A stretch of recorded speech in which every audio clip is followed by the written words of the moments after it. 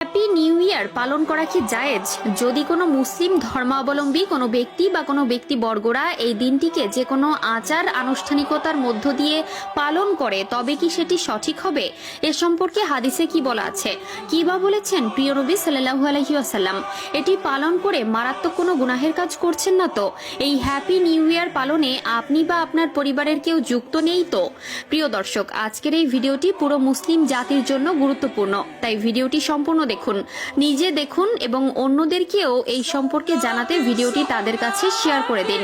এছাড়াও যারা এই হ্যাপি নিউ ইয়ার পালন করা পছন্দ করেন না তারা অবশ্যই কমেন্টে একবার আলহামদুলিল্লাহ বলবেন। তো চলুন ভিডিওটি শুরু করা যাক। প্রিয় দর্শক, আমরা সকলেই জানি প্রত্যেকটি ধর্মের একটি তারিখ নির্ণায়ক গণনা সূচি থাকে, যাকে এক কথায় অনেকে ক্যালেন্ডার বলে থাকে। প্রতিটি ধর্মের জন্য আলাদা আলাদা এই তারিখ নির্ণায়ক গণনা সূচি থাকলেও বর্তমানে বিশ্বের সকল দেশের মানুষই ইংরেজি ক্যালেন্ডারের উপর ভিত্তি করে তারিখ গণনা করে থাকে।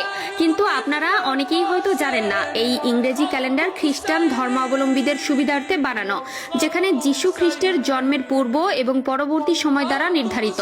অর্থাৎ এটি খ্রিস্টান ধর্মাবলম্বীদের একটি উৎসব, এবং এই উৎসবে যদি কোনো মুসলিম অংশগ্রহণ করে তবে সে সরাসরি শিরকে লিপ্ত হতে পারে।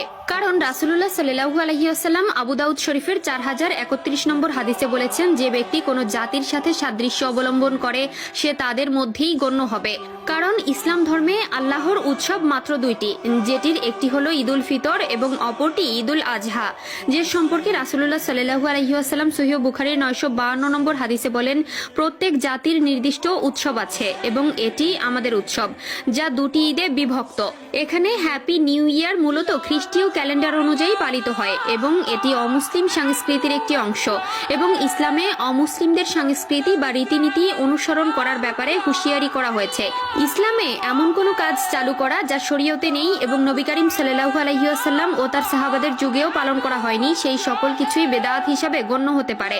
এক্ষেত্রে সহিহ বুখারীর হাদিস নম্বর 2697 এ রাসূলুল্লাহ সাল্লাল্লাহু আলাইহি ওয়াসাল্লাম বলেন, যে ব্যক্তি আমাদের এই দিনে এমন কিছু নতুন প্রবর্তন করে যা এর অন্তর্ভুক্ত নয়, সে সকল কিছুই প্রত্যাখ্যিত।